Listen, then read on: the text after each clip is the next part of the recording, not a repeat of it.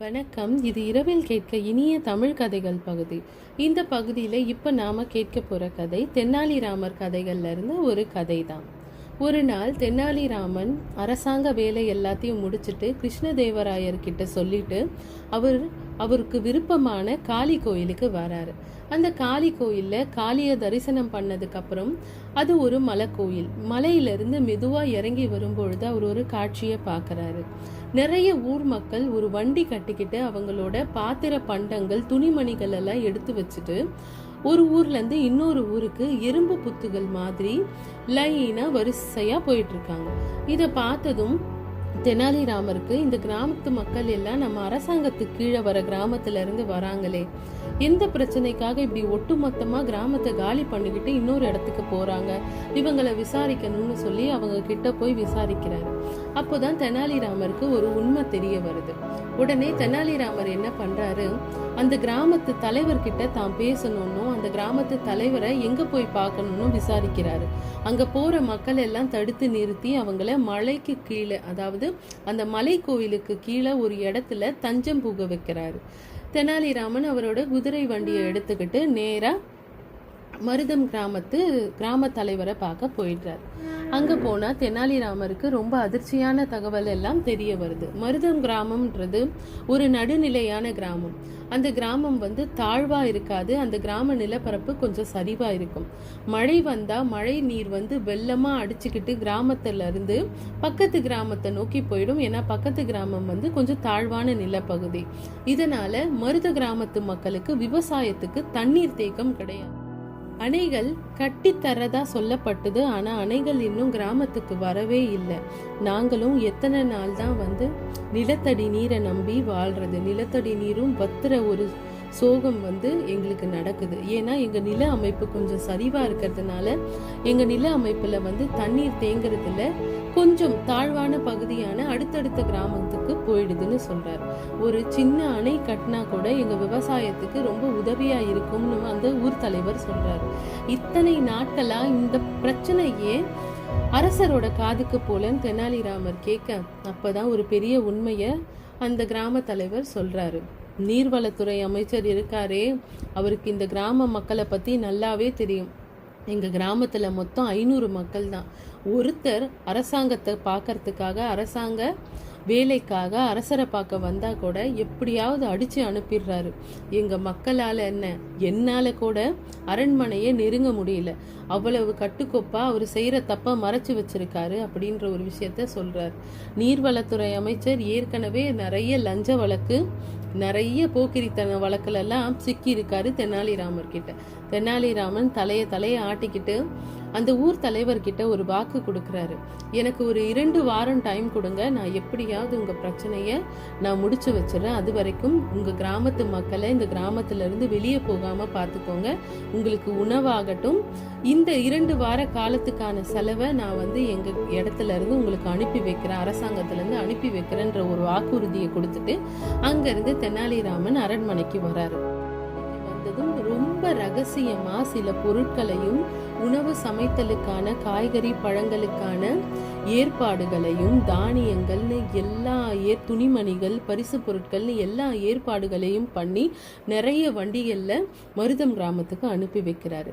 மருதம் கிராமத்துக்கு பொருட்களை அனுப்பி வச்ச கையோட அரசாங்க கோப்புகள் இருக்கும் இடத்துக்கு போறாரு. அங்க போனா மருதம் கிராமத்தை பத்தின கோப்புகளை எடுக்கிறாரு.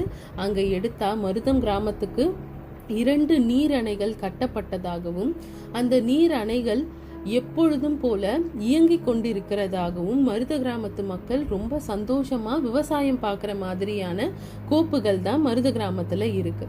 இதை பார்த்ததும் தெனாலிராமருக்கு அதிர்ச்சி ஆயிடுது. உட்கார்ந்து கொஞ்ச நேரம் யோசிக்கிறாரு. வழக்கம் போல அவர் ஒரு குறுக்கா திட்டம் போடுவார் இல்லையா, அந்த மாதிரி ஒரு திட்டத்தை மனசுக்குள்ள போட்டுக்கிறார். திட்டத்தை போட்ட தெனாலிராமன் என்ன பண்றாரு, மறுநாள் வரைக்கும் வெயிட் பண்றாரு. மறுநாள் அரசரோட மக்கள் குறை தீர்க்கும் நேரத்துல தெனாலி கிராமத்தை சேர்ந்த கொஞ்சம் மக்கள் வராங்க. அதுவும் நம்ம தெனாலியோட திட்டப்படிதான். தெனாலி ஆல்ரெடி என்ன பேசணும், எப்படி பேசணும்ன்றத அவங்களுக்கு சொல்லி கொடுத்துதான் அனுப்புறாரு. தெனாலி கிராமத்து மக்களை பார்த்த அரசர் உங்களுக்கு என்ன வேணும்னு கேட்கிறாரு. உடனே கிருஷ்ணதேவராயர்கிட்ட அந்த மக்கள் சொல்றாங்க, அரசே, எனக்கு வந்து இந்த மருதம் கிராமத்துல இருக்க 2 நீர் அணைகளும் ரொம்ப பெருசா இருக்கு. அந்த நீர் அணைகள்ல மீன்கள் வந்து அவ்வளவு சத்தாவும் சுவையாவும் இருக்கு. அந்த நீர் எல்லாம் பாசனத்துக்கு மட்டும் போல மீன் வளத்துக்கும் உதவியா இருக்கு. என்ன சுவை அந்த மீன்ல! அந்த அணை 2த்துலயும் மீன் பிடிக்கிற உரிமையை நீங்க தெனாலி கிராமத்துக்கு கொடுத்தா போதும்னு கேக்குறாங்க. அவையில இருந்த எல்லாரும் ஒருத்தர் முகத்தை ஒருத்தர் பாத்துக்கிறாங்க. அமைச்சர்களும் ஒருத்தர் முகத்தை ஒருத்தர் பாத்துக்கிறாங்க. இதுக்கு முன்னாடி இந்த மாதிரி விவகாரம் அரண்மனைக்கோ அரசவைக்கோ வந்ததே இல்லை. நல்ல வேளையா நீர்வளத்துறை அமைச்சர் அன்னைக்கு அரசவைக்கு வரல. இதெல்லாம் பயன்படுத்திக்கிட்ட தெனாலி தன்னோட திட்டத்தை நிறைவேற்றுறாரு. அந்த மக்கள் சொல்ல சொல்ல அரசருக்கு அந்த அணையில எப்படி மீன் பிடிப்பாங்க அப்படின்றத பாக்குறதுல ஒரு ஆர்வம் வந்துடுது. தெனாலி கிராமத்து மக்கள் தெனாலி ட்ரெயின் பண்ண மாதிரியே ரொம்ப எக்ஸாஜரேட் பண்ணி சொல்றாங்க. அந்த மீன்கள் எல்லாம் ஒன்றும் 2 அடியில இருக்கும். எல்லாமே சுவையான சத்தான மீன்கள்.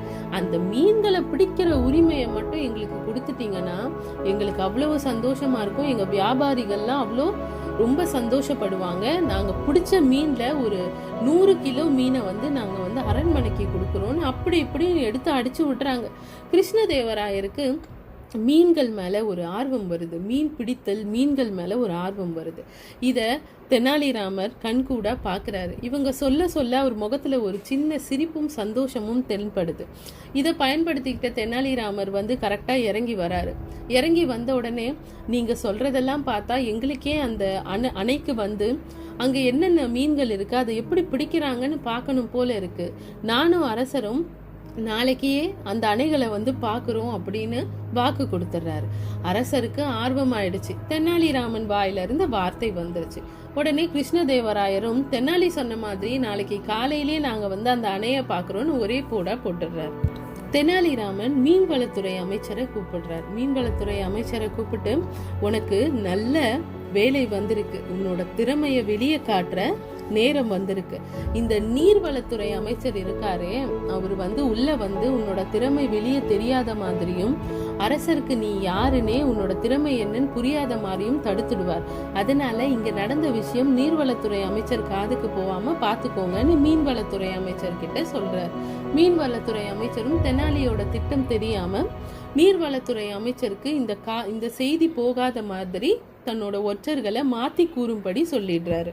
இப்போ தகவலும் நீர்வளத்துறை அமைச்சர் பக்கம் போல அரசாங்கத்துல இருந்து அரசரும் தெனாலிராமனும் மற்ற அமைச்சர்களும் அந்த அணையை பார்க்க கிளம்புறாங்க. ஊரே அவங்க பின்னாடி கிளம்பி போகுது. கிளம்பி போனா தெனாலி வந்து ஒரு பெரிய வரைபடம் வச்சிருக்காரு, அதாவது மேப் வச்சிருக்காரு. அந்த அணையை எப்படி கட்டுனாங்க, எங்க கட்டுனாங்கன்றதுக்கான போலி வரைபடம் தான் அது. அதை அந்த கோப்புகள்ல இருந்து எடுத்துட்டு வந்துடுறாரு தெனாலிராமன். தெனாலிராமர் எல்லாரும் ரொம்ப சந்தோஷமா அரசரோட சேர்ந்து அந்த இடத்துக்கு போறாங்க. போக போக கிருஷ்ணதேவராயர் வந்து ஒரு விஷயத்த வந்து கண்கூடா பாக்குறாரு. எல்லாமே பொட்டல் காடுகளா இருக்கு, வெடிப்புகளா இருக்கு, நிலங்கள் எல்லாமே வெடிப்புகளா இருக்கு, காத்தும் ரொம்ப அனலா வருது. எல்லாத்தையும் அவர் வந்து கவனிச்சுக்கிட்டே போறாரு. போனவரு கொஞ்ச நேரத்துல அவரோட பல்லக்க நிறுத்திட்டு தெனாலிராமர் கிட்ட பேச ஆரம்பிக்கிறார்.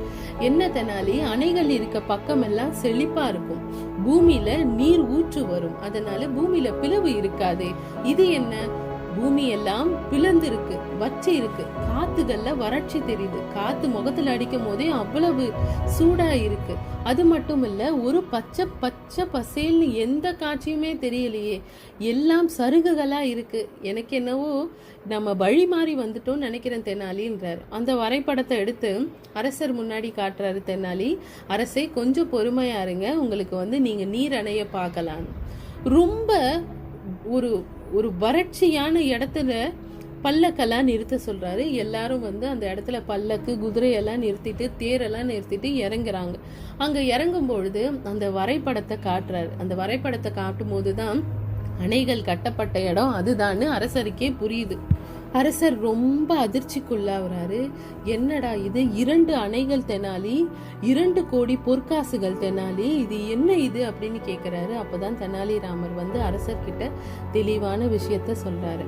அரசே, நம்ம நீர்வளத்துறை அமைச்சர் தான் வந்து இந்த மாதிரியான ஒரு வேலையை பண்ணது. அவர் வந்து காசுக்கு ஆசைப்பட்டு இத்தனை நாளா இந்த கிராம மக்களோட வாழ்வாதாரத்தையே அழிச்சிருக்காரு அப்படின்ற ஒரு விஷயத்த தெனாலிராமர் சொல்றார். கிருஷ்ணதேவராயருக்கு ரொம்ப கோபம் வந்துடுது. கிருஷ்ணதேவராயர் என்ன சொல்றாருன்னா, அவங்க எல்லாருக்குமே நான் வந்து நீர்வளத்துறை அமைச்சர் மட்டும் இல்லை, இந்த குற்றத்தில் சம்மந்தப்பட்ட எல்லாருக்குமே நான் வந்து மரண தண்டனை கொடுக்க போகிறேன் அப்படின்னு சொல்கிறார். உடனே தெனாலிராமர் சிரிக்கிறார். நீங்கள் இந்த மாதிரி குற்றம் பண்ணுறவங்களுக்கெல்லாம் மரண தண்டனை கொடுத்துட்டே இருந்தீங்கன்னா இந்த உலகத்தில் யாருமே வந்து உயிரோடு இருக்க முடியாது அரசே. இந்த மாதிரி ஒரு குற்றத்தை இன்னொரு அமைச்சரோ ஒரு அதிகாரியோ மக்களுக்கு எதிராக செய்யறதுக்கு ரொம்ப தயங்கணும். அந்த மாதிரியான ஒரு தண்டனையை நம்ம நீர்வளத்துறை அமைச்சருக்கு கொடுக்கலான்னு சொல்றார். உடனே கிருஷ்ணதேவராயர் என்ன பண்றாரு, மருதம் கிராமத்து மக்களை போய் பார்த்து அவங்க கிட்ட மன்னிப்பு கேட்கிறாரு. ஒரு அரசனா அவங்க முன்னாடி நிற்கவே நான் வந்து வெட்கப்படுறேன், நடந்த தப்புக்கு நானும் தான் பொறுப்பு, என் கிராமத்து மக்கள் எல்லாம் சௌகரியமா இருக்காங்களான்னு பார்க்க வேண்டியது என்னோட கடமை தானே அப்படின்னு சொல்றாரு. அந்த கிராமத்து மக்கள் எல்லாம் ஒரு அரசரே இறங்கி வந்து தவறுக்கு மன்னிப்பு கேட்கிறாரேன்னு சொல்லிட்டு எல்லாரும் மனசு நெகிழ்ந்து போறாங்க. அது மட்டும் இல்ல, 6 மாச காலத்துக்குள்ள உங்களுக்கு 2 அணைகளும் கட்டப்படும், அடுத்த மழை சீசன் வர்றதுக்குள்ள உங்களுக்கு அணையெல்லாம் ரெடி ஆயிடும் ஒரு வாக்கையும் கொடுத்துட்டு அங்கிருந்து கிருஷ்ணதேவராயர் கோவமா கிளம்புறாரு அரண்மனைக்கு.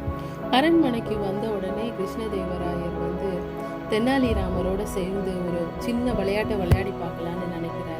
நீர்வளத்துறை அமைச்சரை கிருஷ்ணதேவராயர் கூப்பிடுறாரு. மற்ற அமைச்சர்களை எல்லாரையும் ஊருக்கு வெளியே தங்க சொல்லிடுறாரு. ஏன்னா தகவல் நீர்வளத்துறை அமைச்சருக்கு போகக்கூடாதுன்னு. அது மட்டும் இல்லை, அரச ஒற்றர்களை வச்சு அவங்கள கண்காணிக்கவும் சொல்லிடுறாரு. இன்னும் நீர்வளத்துறை அமைச்சருக்கு தகவல் போல. கிருஷ்ணதேவராயர் என்ன பண்ணுறாரு, எப்பவும் போல் சாதாரணமாக நீர்வளத்துறை அமைச்சரை அழைக்கிறாரு. அவரும் ரொம்ப ஆசையாக வந்து கிருஷ்ணதேவராயர் முன்னாடி நிற்கிறாரு, ரொம்ப பெருமையாகவும் நிற்கிறார். ஏன்னா இதுக்கு முன்னாடி கிருஷ்ணதேவராயர் அவரோட நல்ல நடத்தை காரணமாகவும் அவரோட வேலை காரணமாகவும் அவருக்கு நிறைய பொற்காசுகளையும் தங்க மாலைகளையும் பரிசாக கொடுத்துருக்கார். இந்த முறையும் ஏதோ பரிசு தான் கிடைக்க போகுதுன்னு சொல்லி ரொம்ப பெருமையாக வந்து நிற்கிறாரு நீர்வளத்துறை அமைச்சர். கிருஷ்ணதேவராயர் நீர்வளத்துறை அமைச்சரை பார்த்து கேட்குறாரு, பா உங்களோட சேவை வந்து என்னோட புகழை வந்து இந்த நாடு முழுவதும் பரவி இருக்கு அமைச்சரே. அது மட்டும் இல்லை, இன்னைக்கு வந்து எனக்கான பாடத்தை நான் வந்து கற்றுக்கிட்டேன். என்னதான் வந்து நம்ம வந்து அரசராக இருந்தாலும் அமைச்சர்களை எப்படி மரியாதை பண்ணணும், அமைச்சர்களை எப்படி கவனிக்கணும், அமைச்சர்களை எந்த இடத்துல உட்கார வைக்கணும்னு எல்லாம் எனக்கு இன்னைக்கு தெரிஞ்சு போச்சு அப்படின்னு சொல்லி ஒரு சர்காஸ்டிக்கா பேசுறாரு. இதை பார்த்த தெனாலிராமர் அமைதியா சிரிக்கிறாரு. ஆனா நீர்வளத்துறை அமைச்சர் உண்மையாவே அரசர் தன்னை புகழ்ற மாதிரி ரொம்ப சந்தோஷமா இருக்கார். இந்த செயலுக்கு நடுவுல நம்ம நீர்வளத்துறை அமைச்சர் வீட்டில இருந்து அவர் சேர்த்து வச்ச எல்லா நகைகளும் பறிமுதல் பண்ணப்படுது. சொத்து பத்திரங்களாகட்டும் நகைகளாகட்டும் எல்லாமே பறிமுதல் பண்ணப்படுது. எல்லாமே வந்து அரசவைக்கு எடுத்து வரப்படுது. மூட்டை மூட்டையாக தங்கங்கள், கிலோவாக தங்க கட்டிகள்னு எல்லாத்தையும் எடுத்துட்டு வந்து அரண்மனை அரசவையில் வைக்கிறாங்க. உடனே நம்ம நீர்வளத்துறை அமைச்சர் என்ன நினைக்கிறாரு, இதெல்லாம் அவருக்கான பரிசு பொருட்கள் நினைச்சு ரொம்பவும் சந்தோஷப்படுறாரு. ஆஹா, எனக்கான பரிசுகளா இதெல்லாம், இதுக்கு வரைக்கும் கிடைச்சதை விட இது பெரிய பரிசா இருக்கேன்னு ரொம்ப பெருமையா நிக்கிறார். பின்னாடியே அவங்க குடும்பம் 3 பேரும் அழுதுட்டே வராங்க.